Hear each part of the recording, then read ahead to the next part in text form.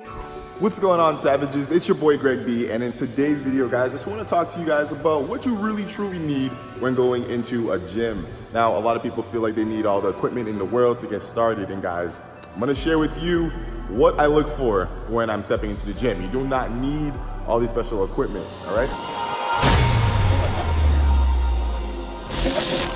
So let's just jump straight in, shall we? Now, one of the main things that I look for is something just like this right here. This is where you guys can do dips, all right? To focus on the triceps. Don't really need to get too much more complicated than that. If you're looking to have explosive power, you're gonna wanna start doing those exercises if you're not doing them already. Next up is just a bar like this.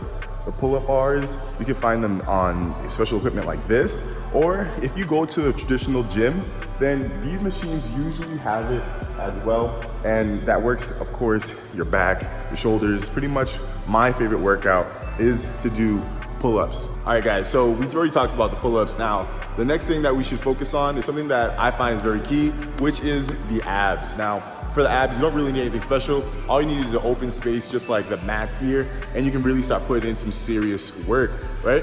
So go ahead, find an open space and get busy. Now, you guys know I love doing scissor kicks. I love doing all types of ab and core exercises, and this is important because, you know, if you're trying to get those great calisthenic moves and skills, you're gonna need to get that core tight. You're gonna have to have power within your core to really hold your body up and do so much more, right?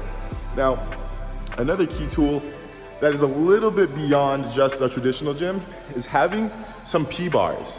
Now, these one here are an excellent form to actually start practicing, you know, the pseudo planche or the handstand push-ups. If you want to hold yourself against the wall using these, then that's an absolute great tool to have. Now, I personally have some of my own. I don't use these type of brands. I'll link it down below if you guys are interested in the ones that I use. But parallel bars, man, I promise you, they're gonna give you so many more gains because they allow you to go more deeper in the range of motion in some exercises.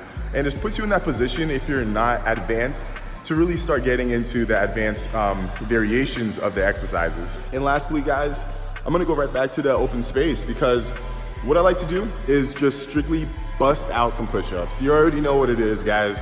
Doing push-ups is the best exercise to really get anything going. So even if you don't hit weights and you are looking to hit weights, but you don't know where to start on the mat, do some push-ups, and that's where you're really gonna start getting some power.